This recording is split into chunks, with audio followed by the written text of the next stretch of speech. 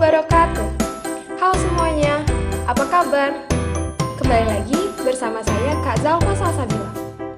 Di masa pandemi ini, saya harap kita semua selalu diberikan kesehatan dan keberkahan oleh Allah Subhanahu wa Ta'ala. Jangan lupa untuk selalu menjaga kebersihan, baik diri sendiri maupun lingkungan. Menjaga kesehatan seperti makan makanan sehat dan bergizi, minum vitamin, tidur cukup, dan berolahraga. Hari ini, saya akan menjelaskan materi dan konsep mengenai efek Compton. Mulai dari pengertian, rumus-rumus, sejarah dan tokoh terkenal dari bidang ini, video eksperimen, dan aplikasi dalam kehidupan sehari-hari. Sudah siap semuanya? Yuk kita mulai sejarah. Sebelum kita mengetahui apa itu efek Compton, kita harus mengetahui terlebih dahulu mengenai sifat cahaya dan efek fotolistrik. Kalian pasti tahu ilmuwan Albert Einstein dengan teori relativitasnya yang terkemuka. Tapi, apakah kalian tahu penghargaan Nobel yang Einstein dapatkan pada tahun 1921 itu bukanlah mengenai teori relativitas, melainkan mengenai penjelasan efek fotolistrik yang ia teliti. Pertanyaannya, apa sih efek fotolistrik itu? Efek fotolistrik adalah solusi perdebatan antara Sir Isaac Newton dan Robert Hooke mengenai sifat cahaya pada tahun 1672. Newton percaya bahwa cahaya memiliki sifat sebagai partikel, sedangkan Hooke berpikir bahwa cahaya adalah gelombang.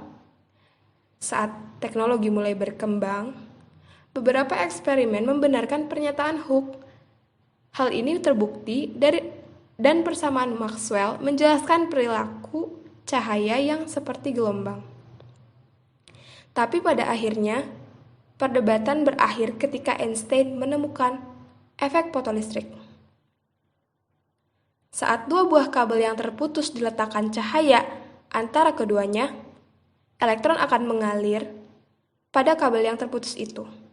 Hal ini terjadi karena gelombang cahaya membuat atom bergerak hingga melepaskan elektron. Tetapi, saat diukur dengan seksama, ditemukan sebuah kontradiksi besar di mana hal tersebut hanya terjadi jika cahaya memiliki panjang gelombang tertentu. Jadi, elektron tidak selalu bergerak setiap ada cahaya. Einstein mulai mencari tahu keanehan tersebut. Dan karena efek fotolistrik harusnya bekerja bagaimanapun bentuk cahaya yang ada. Jika cahaya tidak terbuat dari partikel dan sekarang juga tidak atau bukan gelombang, maka cahaya itu apa? Setelah banyak melakukan refleksi, akhirnya Einstein membuat hipotesis baru yang mengkombinasikan keduanya. Pernyataan terdahulu. Bagaimana jika cahaya tidak terbuat dari gelombang maupun partikel? Akan tetapi justru keduanya, yaitu cahaya terbuat dari paket-paket gelombang atau nama lainnya adalah foton. Dan Einstein menuliskan persamaan yang menjelaskan efek fotolistrik pada tahun 1905. Seorang ilmuwan yang lain, yaitu Robert Millikan, tidak setuju dengan pendapat Einstein dan mencoba membuktikan kesalahan yang dibuat oleh Albert Einstein. Tetapi, akhirnya beberapa tahun kemudian Millikan malah berhasil membuktikan kebenaran Einstein. Dan mereka berdua mendapatkan hadiah penghargaan Nobel Fisika untuk Einstein pada tahun 1921 dan Millikan tahun 1923. Oke, cukup penjelasan tentang fotolistriknya. Sekarang kita bahas mengenai efek Compton. Eksperimen lain yang menunjukkan cahaya terdiri dari foton adalah eksperimen yang dilakukan oleh Arthur Holly Compton. Mau tahu apa eksperimen yang dilakukan beliau? Mari kita lihat video ini. Here's what happens. The X-ray photon enters an atom in the body, and the X-ray photon energy is partially absorbed by a loosely bound outer shell electron. This results in the electron being knocked out of its orbit, which we call ionization. The electron is commonly called a Compton electron because it was created by Compton scattering. The rest of the photon energy immediately exits the atom as a scattered photon. It has less energy than the original photon, and it's going in a different direction. That's why we call it scatter. So with Compton scattering, it's a photon in with an electron and a scattered photon out. Make sure and understand how Compton scattering is different from the other interactions. With photoelectric effect, this interaction takes place in an inner shell electron, and it results in only an ionized electron. There's no scattered photon. Coherent scattering is also different. This occurs when the incident photon interacts with the entire atom. The energy of the photon is temporarily absorbed and then released as a scattered photon.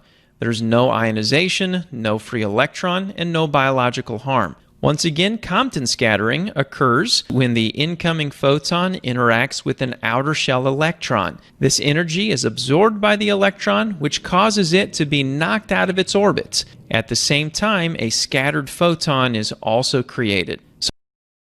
Pada eksperimen ini, Compton menembakkan sinar X pada suatu elektron bebas yang hasilnya cahaya dihamburkan dengan sudut tertentu dan bisa disebut dengan sudut theta.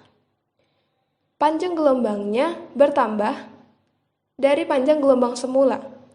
Hal ini berarti bahwa elektron menyerap energi dari cahaya, sedangkan cahaya kehilangan energi yang ditandai dengan perubahan panjang gelombang yang menjadi lebih pendek.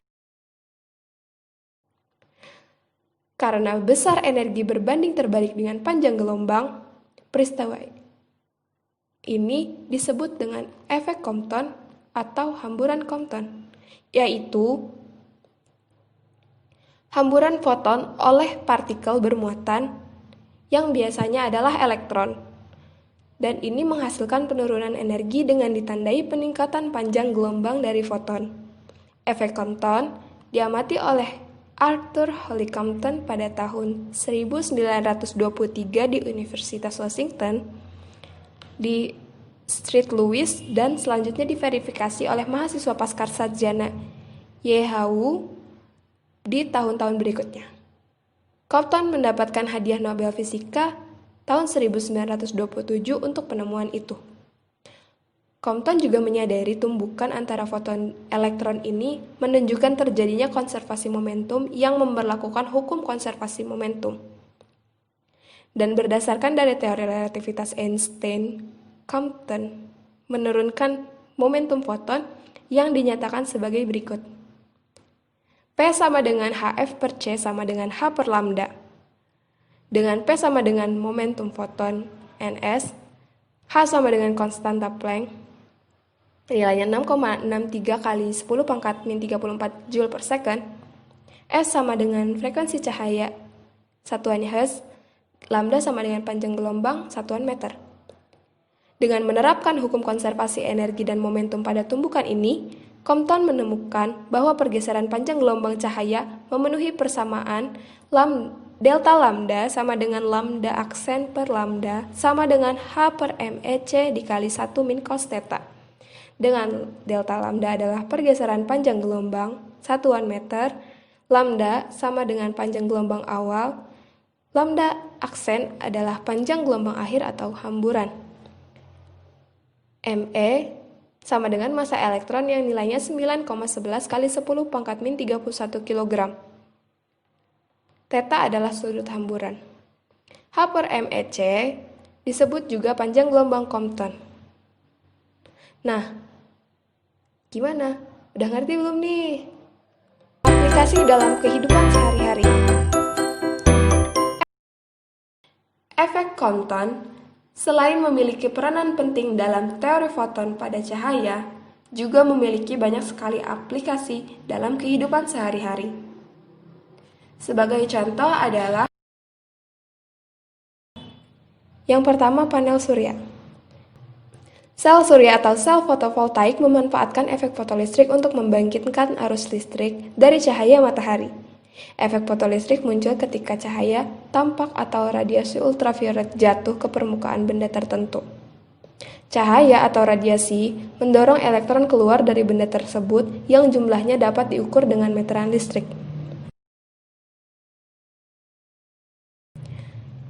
Yang kedua, radiobiologi. Radiobiologi dikembangkan biasanya untuk tujuan medis, walaupun radiasi dalam jumlah besar dapat merusak tubuh. Akan tetapi, jika dosisnya disesuaikan, maka radiasi memiliki banyak sekali manfaat yang dapat diambil. Radiobiologi dapat membantu dalam membantu diagnosis, mengobati penyakit dengan menggunakan prosedur pencitraan seperti ronsen, CT scan, dan MRI. Juga kedokteran nuklir.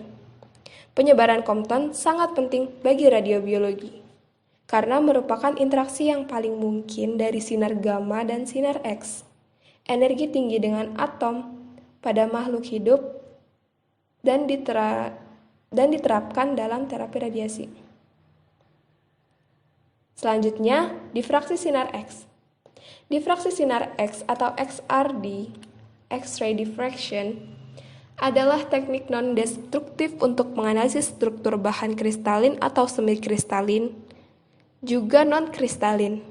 Teknik XRD bergantung pada berkas sinar X yang memiliki panjang gelombang pada skala kurang lebih 1 angstrom. Ketika berkas tersebut terhambur dari suatu bahan dengan struktur atom atau molekul pada skala tersebut, akan terjadi interferensi yang menghasilkan pola dengan intensitas berbeda. Secara kualitatif, serupa dengan pola warna-warni yang dihasilkan oleh gelembung sabun. Warna berbeda terlihat dari arah berbeda, dan dalam fisika material, dengan mengetahui sifat suatu bahan material, maka material tersebut memungkinkan untuk dimanfaatkan sebaik mungkin, atau bahkan membuat jenis material baru dengan cara mengkombinasikan bersama material lain. Selanjutnya, spektroskopi gamma. Sinar gamma adalah bentuk energi tertinggi dari radiasi elektromagnetik. Secara fisik, sama dengan semua bentuk lainnya, misalnya sinar X, cahaya tampak, inframerah, dan radio. Tetapi memiliki energi foton yang lebih tinggi karena panjang gelombangnya yang lebih pendek. Karena itu, energi foton sinar gamma dapat diselesaikan secara individual, dan spektrometer sinar gamma dapat mengukur dan menampilkan energi foton sinar gamma yang terdeteksi. Hamburan Compton adalah efek penting dalam spektroskopi gamma, yang menimbulkan tepi Compton karena memungkinkan sinar gamma untuk menyebar keluar dari detektor yang digunakan. Compton suppression digunakan untuk mendeteksi sinar gamma keluar untuk menetralkan efek ini. Untuk secara akurat menentukan energi sinar gamma, menguntungkan jika efek fotolistrik terjadi karena menyerap semua energi sinar datang. Menyerap semua energi juga dimungkinkan ketika serangkaian mekanisme interaksi ini terjadi dalam volume detektor. Dengan interaksi Compton atau produksi pasangan, sebagian energi dapat keluar dari volume detektor tanpa diserap. Energi yang diserap dengan demikian memunculkan sinyal yang berperilaku seperti sinyal dari sinar energi yang lebih rendah. Ini mengarah ke fitur spektral yang tumpang tindih dengan wilayah energi yang lebih rendah. Menggunakan volume detektor yang lebih besar mengurangi efek ini.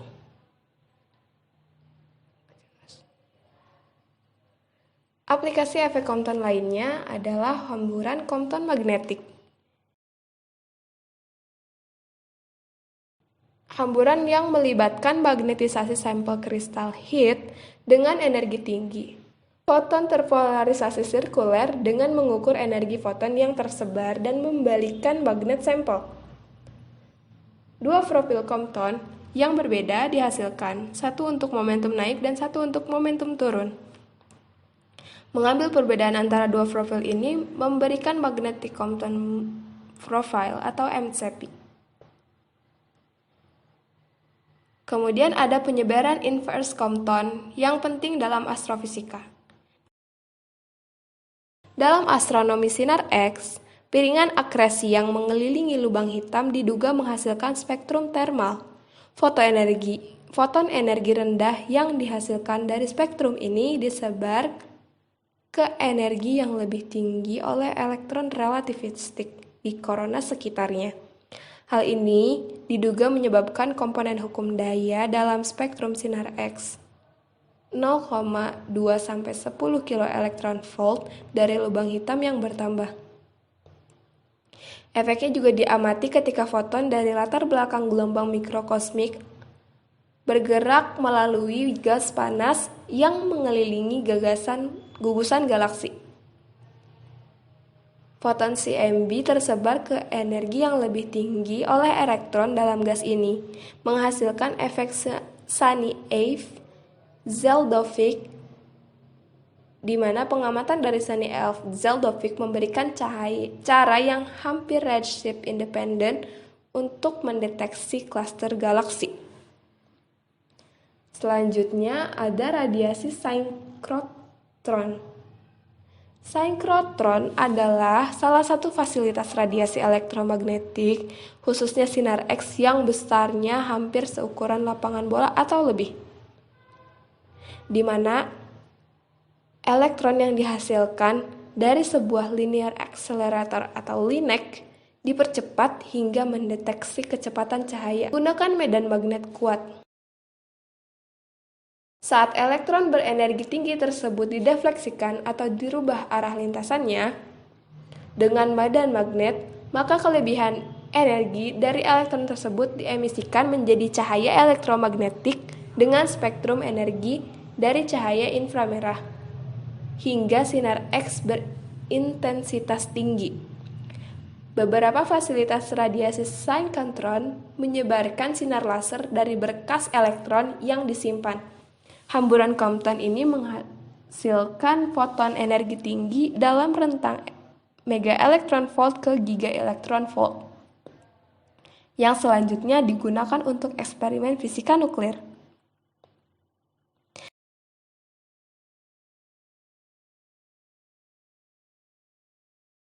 Nah, apakah kalian sudah paham penjelasan mengenai efek Compton hari ini?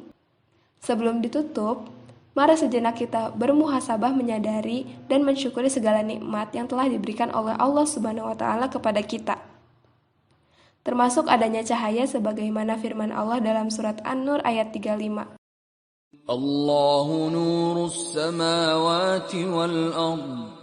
مثل نوره كمشكاة فيها مصباح المصباح في زجاجة الزجاجة كأنها كوكب دري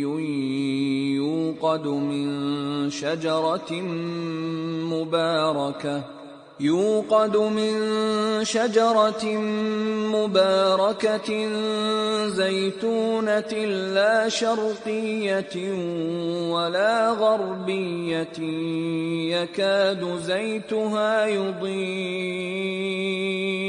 يكاد زيتها يضيء ولو لم تمسسه نار نور على نور يهدي الله لنوره من يشاء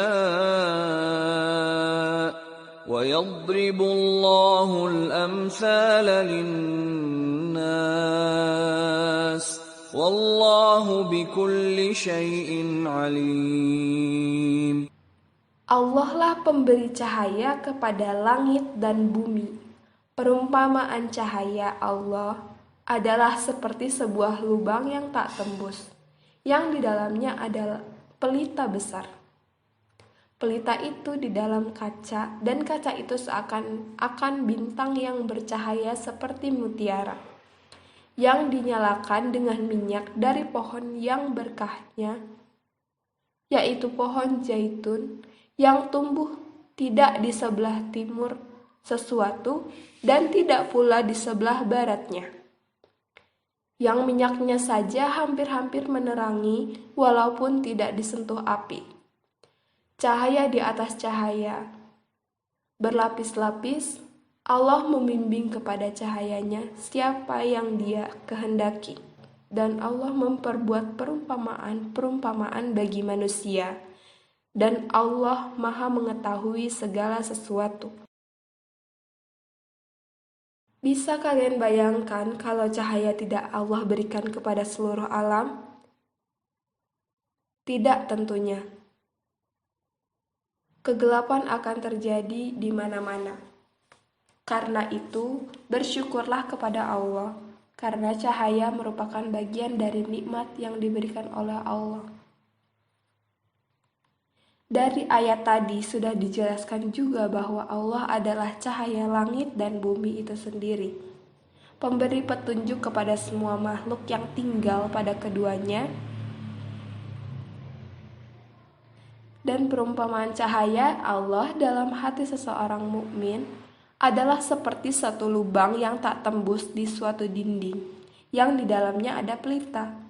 Pelita itu ditempatkan dalam kaca bening seakan-akan bintang yang bercahaya seperti mutiara, yang dinyalakan dengan minyak yang berasal dari pohon zaitun, yang tumbuh di tempat yang tidak dihalangi oleh sesuatu pun dari sinar matahari, baik pagi atau sore hari. Lantaran kemurnian minyaknya, maka ia hampir saja bercahaya dan menerangi walaupun tidak disentuh api. Lalu bagaimana bila disentuh api? Cahaya lampu berada dalam cahaya kaca, yaitu cahaya yang berlapis-lapis hati seorang. Beginilah perumpamaan hati seorang mukmin bila di dalamnya bersinar cahaya petunjuk. Allah membimbing kepadanya cahayanya, yaitu Al-Quran. Siapa yang Dia kehendaki dari hamba-hambanya, dan Allah menjelaskan banyak perkara dengan membuat perumpamaan. Dan Allah Maha mengetahui segala sesuatu, tidak ada sesuatu pun yang tersembunyi darinya. Wallahu a'lam bishawab.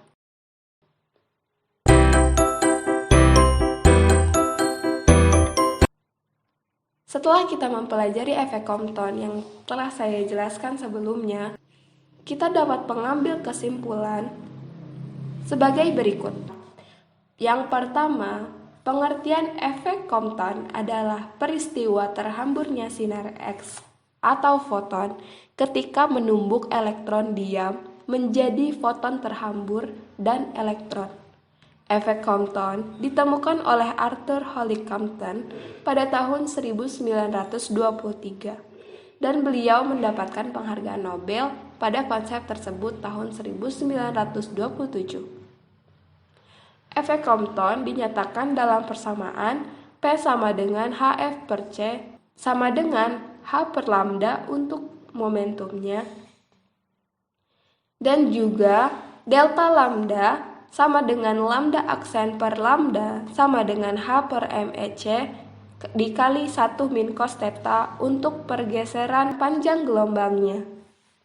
Aplikasi efek Compton diantaranya adalah panel surya, radiobiologi, XRD, spektroskopi gamma, hamburan Compton magnetik, penyebaran inverse Compton, dan radiasi sinkrotron.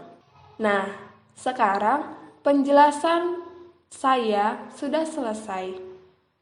Saya harap semua yang menonton ini dapat terbantu dan mengambil pelajaran sekecil apapun. Mohon maaf apabila masih banyak kekurangan dari saya. Terima kasih telah menonton video ini dan jangan lupa klik tombol like, berikan komentar, dan share. Wassalamualaikum warahmatullahi wabarakatuh.